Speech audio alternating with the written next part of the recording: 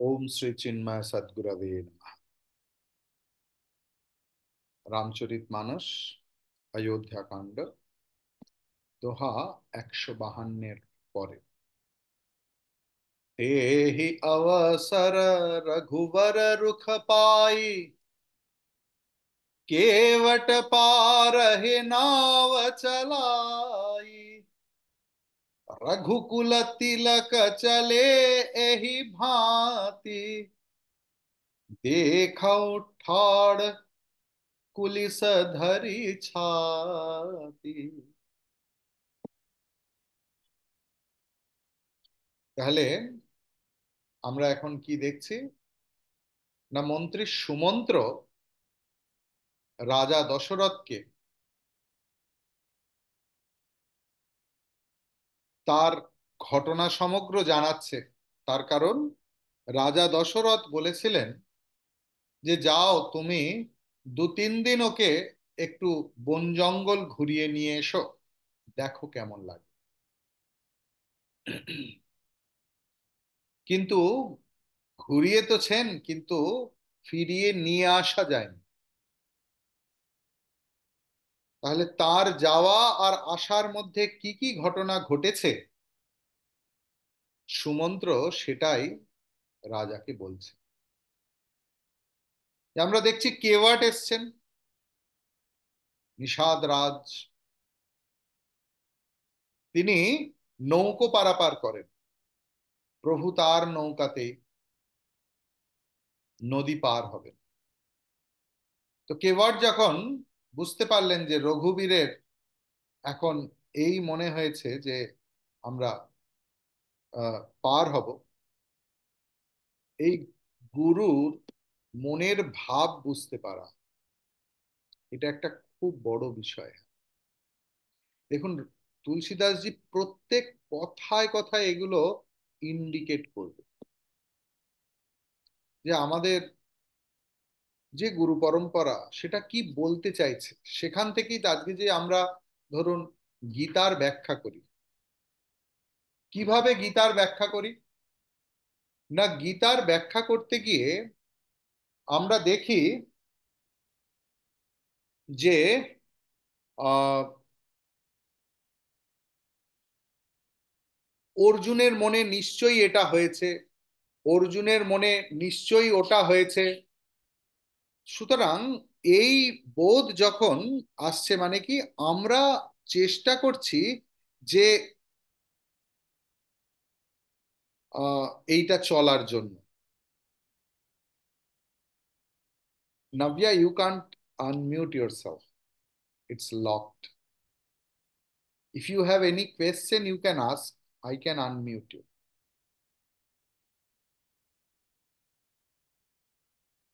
Where? Yes, please.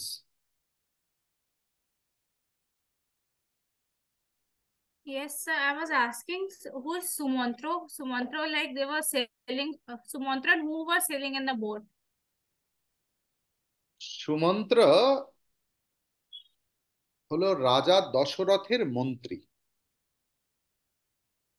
Bondhi. মন্ত্রী মন্ত্রী, Bondhi. Minister. ওকে।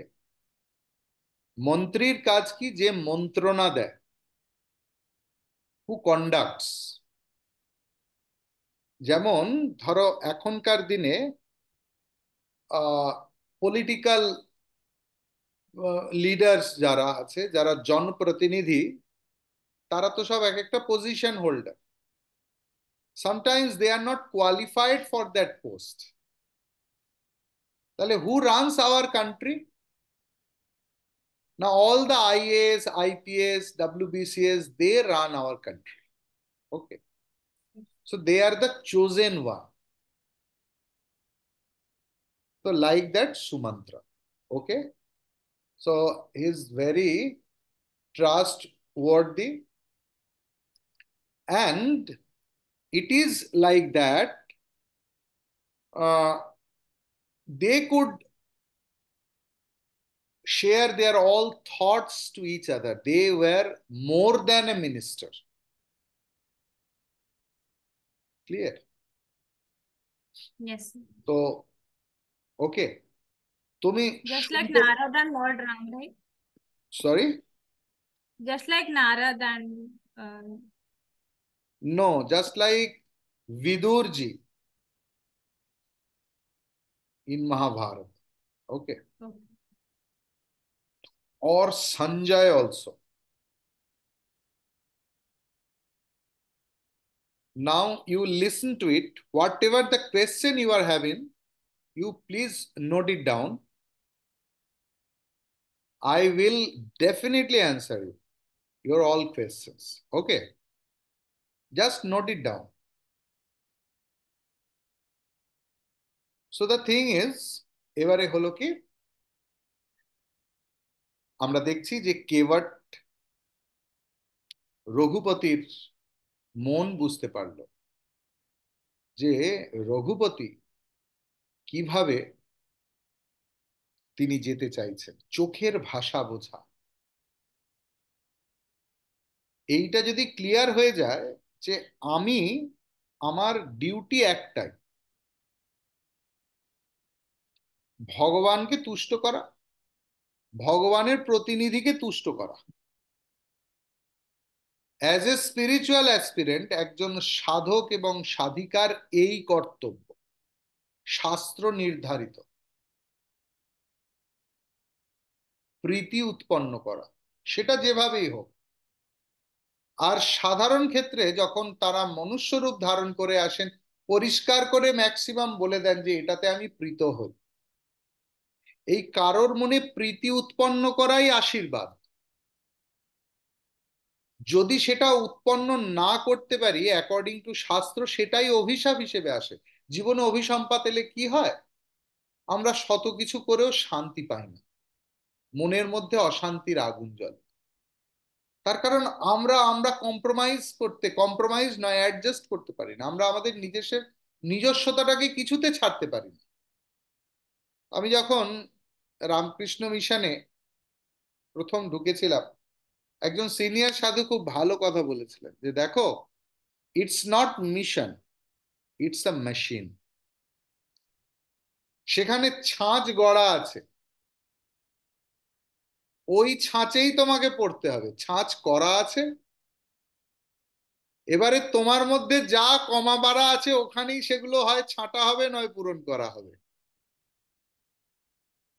যে নিজের অহংকার ছাড়তে পেরেছে, দিয়ে এই মেশিনে ঢুকে যেতে পেরেছে, হি বিকেম এ গুড স্বামী। তো যে কোনো মিশন, অর্থাৎ কি, গুরু পরম্পরার সঙ্গে ইনলাইন্ড হওয়া।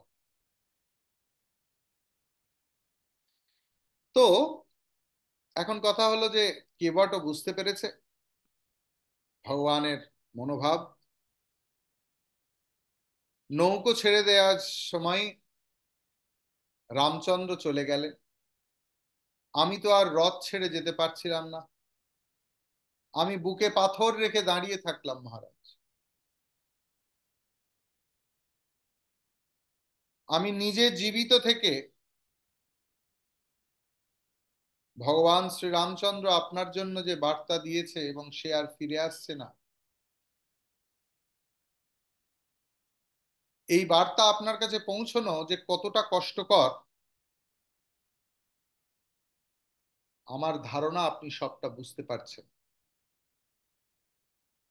মন্ত্রী আর কিছু বলতে পারলো না, তার চোখে জল চলে এলো। যেহেতু তিনি মন্ত্রী, রাজ্যের ভালো খারাপের অনেকটা দায়িত্ব তার, তাই তিনি বুঝতে পারছিলেন যে কি ক্ষতি হতে চলেছে। জীবন থেকে ইষ্ট আচার্য চলে গেলে যে কি ক্ষতি হতে পারে, এটা একজন সূক্ষ্ম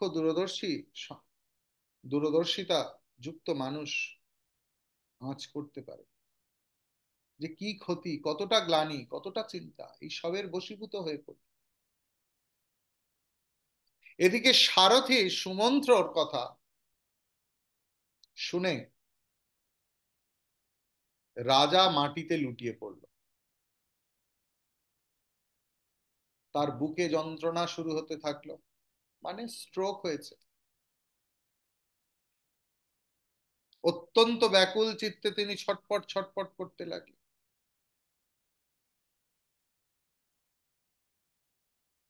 যখন এই রকম সারাটা বছর গরম ঠান্ডা কোনো বৃষ্টি নেই, হঠাৎ করে বর্ষাকালের যখন বৃষ্টি পড়ে, আপনারা যদি কেউ গ্রাম বাংলা দেখে থাকেন, দেখবেন সেই পুকুরে মাছগুলো ছটপট ছটপট করে, কারণ নতুন জল।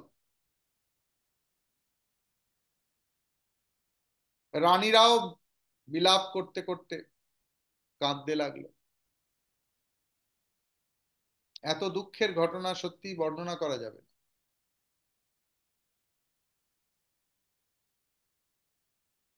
এতটাই দুঃখ যে দুঃখ দুঃখিত হয়ে যায়, এবং ধৈর্যেরও ধৈর্যচ্যুতি ঘটে। তুলসীদাসজি বলছেন, करि विलाप सब रोवहि रानी, महाविपति किम जाई बखानी, सुनि विलाप दुखहु दुख लागा, सुनि विलाप दुखहु दुख लागा। দুঃখেরও দুঃখ লাগবে, ধীরজ হু কর ধীরজু ভাগা। ধৈর্য থেকেও ধৈর্যটা চলে গেছে। মানে জলের থেকে যদি লিকুইডিটিটা তুলে নেওয়া হয়, জলত্ব তুলে নেওয়া হয়, তাহলে তো আর জলের অস্তিত্বই থাকে না।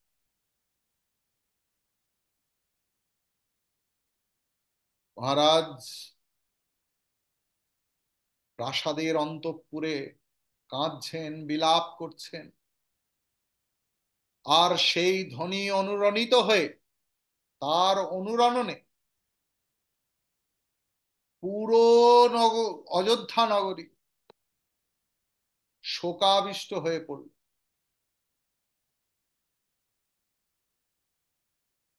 হঠাৎ মনে হলো, পাখিরা কিরম থাকে না, কিচির মিচির কিচির মিচির করে।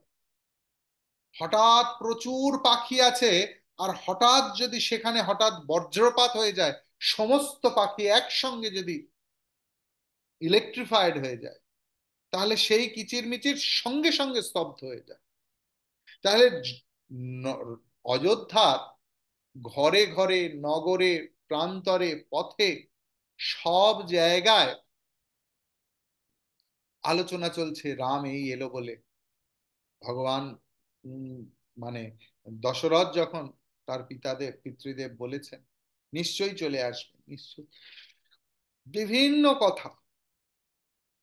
হঠাৎ করে অন্তঃপুর থেকে দশরথের এই বিলাপ সমস্ত নগরীকে স্তব্ধ করে দিল।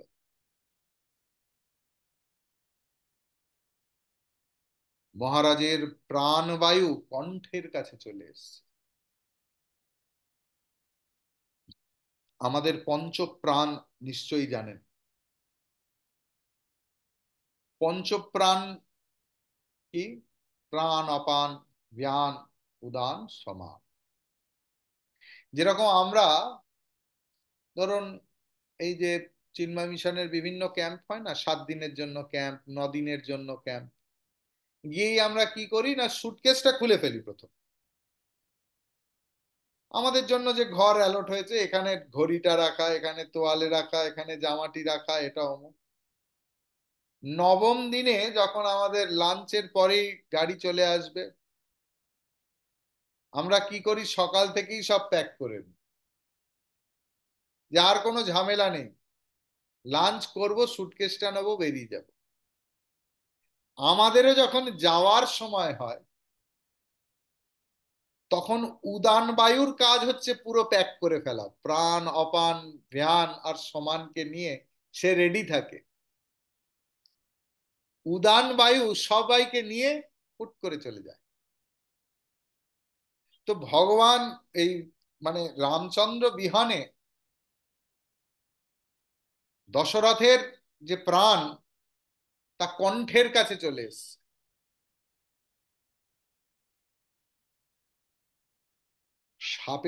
সাপের মাথায় মণি আছে, সেই মণি যদি একবার চলে যায়, সেই সাপ ব্যাকুল হয়ে চারিদিকে খুঁজে বেড়ায়, এবং এই ব্যাকুলতা শিথিলতা নিয়ে আসে। মহারাজেরও প্রাণবায়ু যখন কণ্ঠের কাছে এলো, তার অত্যন্ত ব্যাকুলতা তার সমস্ত ইন্দ্রিয়কে শিথিল করে দিতে লাগলো, নিস্তব্ধ করে দিতে লাগলো। তার অবস্থা কেমন না, হঠাৎ করে যদি কোনো পদ্ম বনে পদ্ম ফুটে আছে আর সমগ্র জল শুকিয়ে গেল, তাহলে পদ্ম ফুলগুলোর কি অবস্থা হবে? ওপরে প্রখর সূর্যের তেজ, আর নিচে এক ফোঁটাও জল নেই। পদ্ম ফুলগুলোর যেমন অবস্থা হবে, মহারাজের অবস্থাও কিন্তু তখন সেরকম। মহারানী কৌশল্যা যখন দেখলেন মহারাজ কাতর হয়ে পড়েছেন, তিনি বুঝতে পারলেন যে সূর্য বংশের সূর্য অস্তাচলে যাওয়ার সময় হয়ে এসছে। উদ্যত হয়েছেন তিনি। তখন মা কৌশল্যা ধৈর্য ধারণ করে সেই সময় কিছু কথা বললেন।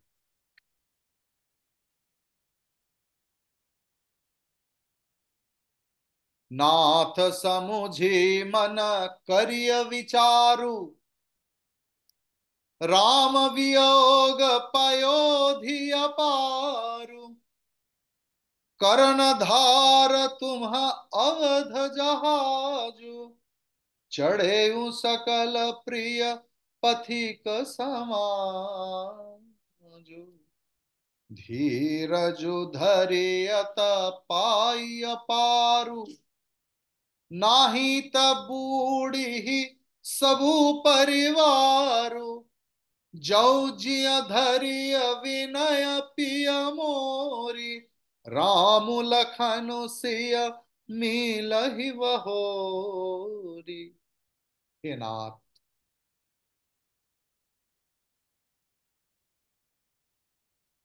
হে সূর্য বংশের সূর্য, রাজা দশরথ, একবার ভেবে দেখো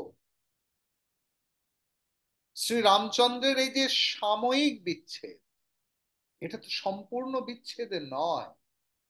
যদি আমরা ফিজিক্যাল দিক থেকেও দেখি যে তার সে তো গেছে মাত্র 14টা বছরের জন্য, আর আভ্যন্তরীণ ভাবেও যদি আমরা বিচার করে দেখি যে রাম তো যাওয়ার বস্তু নয়, রাম তো আমাদের সত্তা। তাহলে এই যে সাময়িক ভাবে বিচ্ছেদ, এবং সেই যে বিচ্ছেদ নামক যে সমুদ্র সাগর, এই অপার বিচ্ছেদ সমুদ্রে অযোধ্যা একটা ছোট্ট জাহাজের মতো। সেই জাহাজের ক্যাপ্টেন কিন্তু আপনি। অযোধ্যার কন্ট্রোল আপনার। আপনি যদি ধৈর্য ধারণ করেন অ্যাজ এ ক্যাপ্টেন, তাহলে কিন্তু অযোধ্যা নগরীর প্রত্যেকটা জনগণ, পশু পাখি প্রকৃতি সবাই এই শোক সাগরকে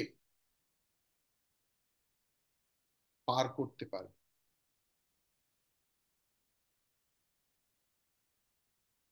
না হলে সকলেই কিন্তু ডুবে যাবে।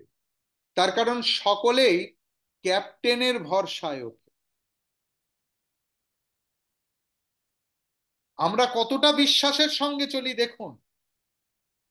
আমরা অনেক সময় পাইলট কে তাকে দেখতেই পাই না ফ্লাইটে, তবু তার ভরসায় আমরা উড়ে যাই। তো জাহাজের ক্যাপ্টেন কে তাকে দেখতে পাই না। আমি জানি না আপনারা কতজন শিপে উঠেছেন, অন্তত এই ইন্ডিয়ান শিপে তো ক্যাপ্টেন দেখা যায়, তবু তো আমরা সমুদ্রে পাড়ি দিই। অথচ লোক বৃথা তর্ক করে ভগবানকে দেখা যায়। আরে, সমগ্র জগৎটাকে যে চালিয়ে নিয়ে যাচ্ছে আমার এই প্রশ্ন অর্বাচীনের প্রশ্ন না। তো যাই হোক, এখানে কৌশল্যা বোঝানোর চেষ্টা করছে যে আপনি যদি ধৈর্য ধারণ করেন তাহলেই সেই সাগর লঙ্ঘন করতে সমর্থ হব, নইলে সকলে আমরা ডুবে মরে যাব। হে আমার প্রিয় পতি দেবতা, আমার আকুল বিনতি, আমার মিনতি, ধৈর্য ধরো। তাহলে আবার একদিন আমরা শ্রীরাম, লক্ষ্মণ এবং সীতাকে কাছে পাবো। শুধু কাছে পাবো না, সেই এক আনন্দ সাগরে ভেসে যাব। কৌশল্যার কথা দশরথের মনে ধরল বটে। তিনি চোখ খুলে দেখলেন,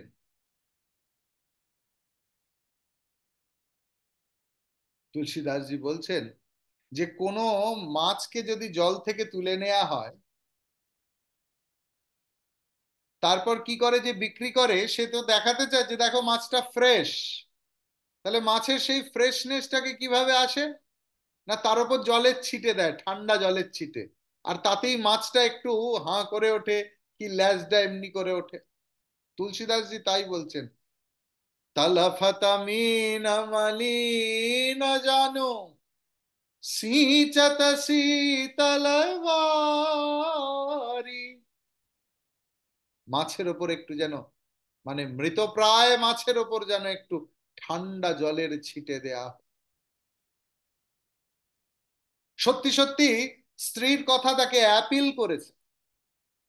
ধৈর্য ধারণ করে রাজামশাই উঠে বসলেন আর বললেন, সমুদ্র, কি বলছিলে যেন? তার মাথায় আর কিছু নেই, শুনছে অথচ যেন শুনছে না। বলো আমার রাম কোথায়, লক্ষ্মণ কোথায়, রাম কোথায়, আমার মেয়ে সীতা কোথায়? ব্যাকুল হয়ে পাগলের মতো করছে না দশরথ।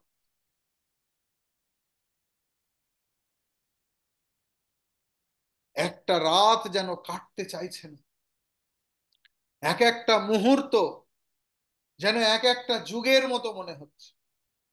জীবনে যখন দুঃসহ স্বপ্ন আসে, দুঃসময় আসে, সময় কাটতে চায় না, দিন কাটতে চায় না, রাত কাটতে চায় না।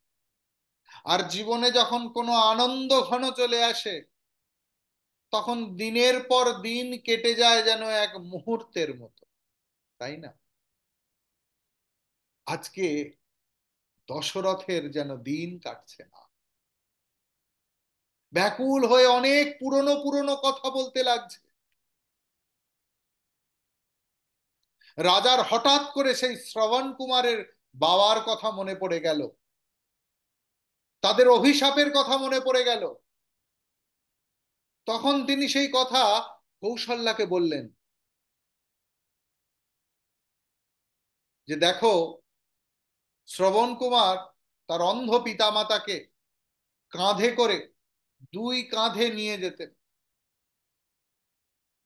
শ্রবণ কুমারের বাবা মা ছাড়া আর কেউ ছিল না, আর সেই অন্ধ মুনি ঋষির এবং ঋষি পত্নীর শ্রবণ কুমার ছাড়া কেউ ছিল না। একবার আমি শিকারের লোভে হিতাহিত জ্ঞান শূন্য হয়ে শব্দভেদী বাণ ছুঁড়েছিলাম, ভেবেছিলাম বোধহয় সেখানে কোনো হরিণ জল খাচ্ছে। আসলে শ্রবণ কুমার তার তৃষ্ণার্ত বাবা মাকে জল খাওয়ানোর জন্য কলসি ভরতে এসেছিল, আর সেই বাণ শ্রবণ কুমারের বুকে বিদ্ধ হয়।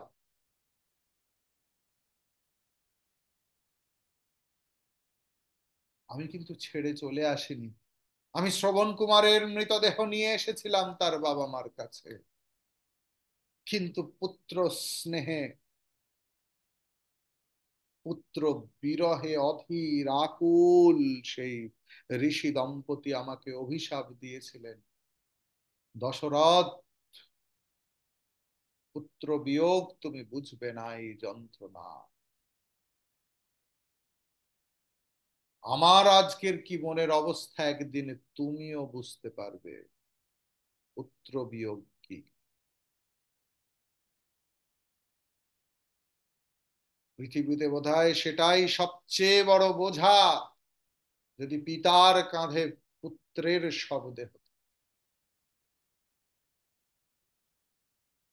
দশরথের মনে পড়ে যাচ্ছে সেই সব কথা।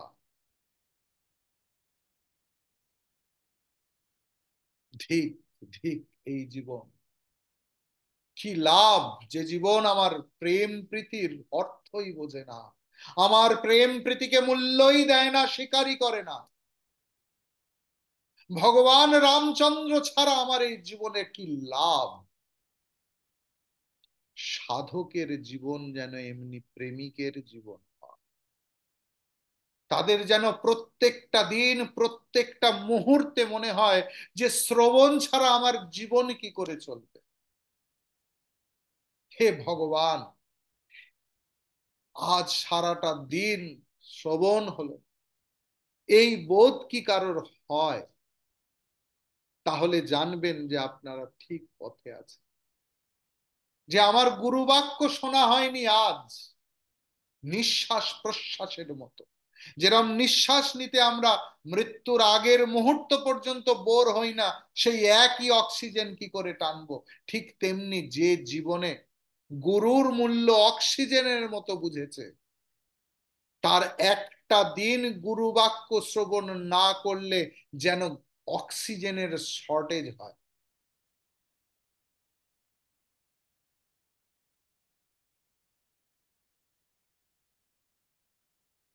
সাধক জীবন প্রেমের জীবন। গুরু পরম্পরা এবং শাস্ত্রকে প্রথম প্রেম করতে হবে, তাদের বাণীতে উদ্বুদ্ধ হয়ে, তাদের বাণীতে ম্যারিনেটেড হয়ে পুরো জগৎকে নিজের জগৎ বলে ভালোবাসতে হবে, দ্বিধাহীন ভাবে। এই হলো আধ্যাত্মিক জীবনের সার কথা, প্রেম। যে জীবনে সব কিছু আছে অথচ প্রেমের অভাব আছে, সে জীবন ছাড়, ঠিক সেই জীবন। ভগবান রামচন্দ্র প্রেমময় পুরুষ,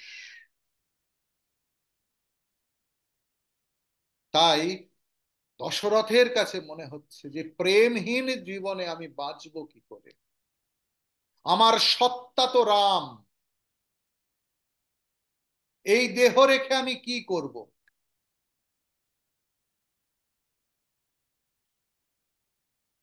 দশরথ নন্দন রাম, जानकी जीवन राम, अयोध्या नंदन राम, दशरथ नंदन राम। बोलो राम, बोलो राम, बोलो राम, बोलो রাম। দশরথ থাকতে পারছেন না, যে অনেক দিন কেটে গেল, রাম, হা জানকী, হা লক্ষ্মণ, হা রঘুবর। পিতার এই চিত্তরূপ যে চাতক, তার যে আকাঙ্ক্ষা তোমরা কি বুঝতে পারছো না। শুধু তো তোমাদের দেখার আকাঙ্ক্ষা, আর তো কিছু চাইনি আমি।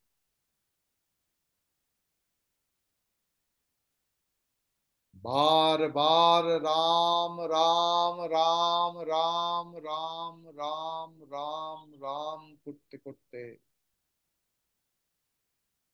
রাজা দশরথ অত্যন্ত শোকে এবং দুঃখে এই দেহ ত্যাগ করে অমৃতলোকে গমন করলেন। श्री राम जय जय राम, श्री राम जय जय राम, श्री राम जय जय राम, श्री राम जय जय राम। श्री राम जय राम, जय जय राम, जय जय राम, जय जय राम। सियावर रामचंद्र की जय, पवन सुत हनुमान की जय, उमापति महादेव की जय। बोलो भाई सब संतन की जय। ओम पूर्णमद पूर्णमिदम पूर्णात् पूर्णमुदच्यते, पूर्णस्य पूर्णमादाय पूर्णमेवावशिष्यते। ओम शांति शांति शांति। हरि ओम श्री गुरुभ्यो नमः। हरि ओम। When that water gets solidified, then we don't call it as water. We call it as ice. Right. Clear? When the water particle gets evaporated, we call it वाष्प, है ना? हम्म। ऐसे जीवन का सत्ता है राम। ये मैं दूसरा दिन आपको समझाऊंगा कि राम शब्द की अर्थ क्या है, लेकिन अब ऐसे समझो, इसको विश्वास करो। और दूसरी एंगल से देखो, जो एक पिता जो बहुत सालों के बाद अपने पुत्र को पाया। पुत्र क्या होता है ना? पुत्र वही आत्मा जायते, उपनिषद बोल रहा है। ये पुत्र नहीं, जैसे मेरा आत्मा दोबारा जन्म लिया पुत्र के रूप में, पुत्र का स्थान ऐसा ही होता है। तो रामचंद्र चला गया मतलब मेरा सत्ता चला गया, मेरा आत्मा चला गया, मेरा सबस्ट्रेटम चला गया। तो अभी तो मैं शरीर नहीं हूं, तो इस शरीर रख के क्या फायदा है? ये सवाल उठा। Clear? Hmm. Yes. Thank you. और স্যার আপনি বললেন কি রামের নাম একটা জাহাজের মতো, তাও শিপের ক্যাপ্টেন কোন, রাম বা দশরথ? नहीं नहीं नहीं नहीं नहीं नहीं, राम को छोड़कर, राम के साथ ये जो विच्छेद हुआ, ये जो दुख पैदा हुआ ना, ये दुख एक हम्म। समुंदर की तरह है। लेकिन समुंदर को तो पार करना पड़ेगा ना। हाँ। तो समुंदर में एक जहाज है, जिस जहाज का नाम है Ayodhya. Clear? Can you please switch on yes. Your video? I can't see you. I want to see your face. Yes. तो उस समुंदर में जहाज की नाम है अयोध्या। ओके। तो उस अयोध्या जहाज में कौन कौन है ना? सब लोग हैं। अयोध्या निवासी जितना लोग, रामचंद्र की पिता माता, सारे सिटीजन, हर प्राणी, प्रकृति, सब। तो दुख समुंदर पार करने वाला जो जहाज, उसका कैप्टन कौन है? The king of Ayodhya, that is Dashrath. Clear? Yes. Understood? Yes. No more question? And sir one last question. Okay. A sadhu jivan is to love what? What does a sadhu? You were saying sadhu jivan is to love this आध्यात्मिक जीवन is to. साधु जीवन मतलब ये नहीं कि उनको फगुआ पहनना पड़ेगा। हम्म। हमारे संस्कृति में ऐसा ही है, कोई अच्छा चीज सुनने के बाद भी हम लोग बोलते हैं साधु साधु साधु साधु। साधु एक चरित्र का नाम है। साधु चरित्र मतलब सत चरित्र, मतलब जो चरित्र सत की ओर ही भाग रहा है। एक तो सत आध्यात्मिक विषय के लिए, मतलब जो सत्य वस्तु के लिए जो चरित्र हर वक्त दौड़ रहा है, वही है सत चरित्र। और सेकेंड एंगल से, फ्रॉम द सोशल एस्पेक्ट, क्योंकि सोसाइटी ने कुछ रूल्स बनाया हम लोगों के लिए, do's and don'ts. The character who always maintains that conducts of the society, he is a satcharit. Okay? So साधु के पास वो रहता है, और साधु के पास वही साधु व्यक्ति है जिनके पास साधना की सार वस्तु है। साधना की सार वस्तु है प्रेम। साधना की सार वस्तु भगवान लाभ नहीं। क्योंकि अगर मैं तुम्हें प्रश्न करूं कि भगवान लाभ की मतलब क्या है, जो अब हर विचार करके मिलेगा उसका मतलब वही अंत में जाएगा कि मेरे पास सबके लिए समान रूपी प्रेम है या नहीं। हम अपने प्रेम करते रिश्तेदार हैं के ना लिए तो भगवान। प्रेम बहुत होता है, एंड इट इज अटैचमेंट। उसमें भी अहंकार छुपा हुआ है। मेरा बेटा, मेरा बेटी, मेरा ये, मेरा घर, मेरा दामाद की, भाई की, फूफा की लड़की के, उसमें भी क्योंकि मेरा जुत तो है पहले।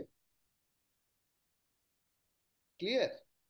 जिसमें कुछ जी। मेरापन नहीं है, कोई खून के रिश्ता नहीं, उसके लिए भी मैं खून बहा सकता है, प्रेम दे सकता है, उसे प्रेम कहते। अगर आप आपके फैक्ट्री है, आपका स्टाफ को बहुत देखते हैं, आपका पास नौकर है, नौकरानी है, उनको देख रहे हैं, लेकिन दूसरे नौकरानी को, नौकर का पद, उस नौकर नौकरानी में भी अपनापन है।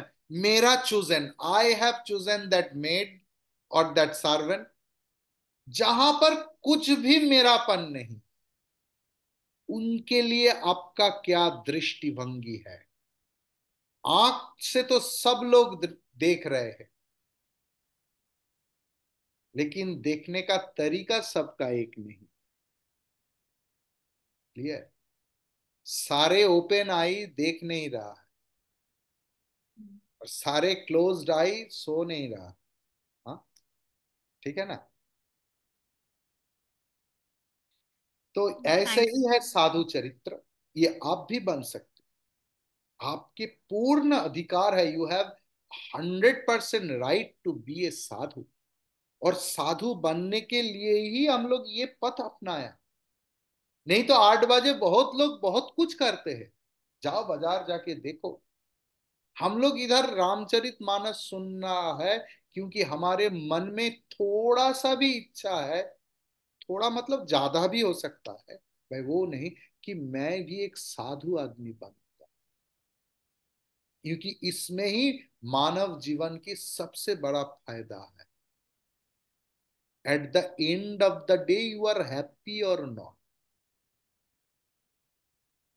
और वो साधु नहीं बनने से किसी का नहीं हो सकता।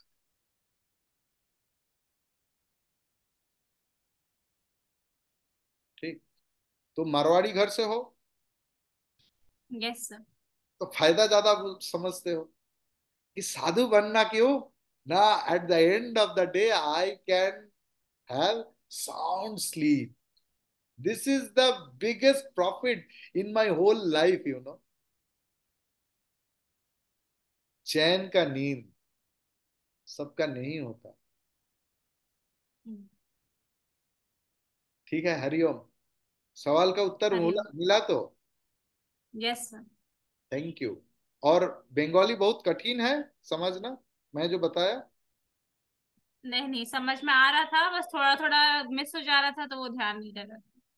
बस बस, thank you. Hari Om. Hariom. Have a good day. Tomorrow 7:30, हाँ, 7:30 tomorrow. Hari Om in the morning.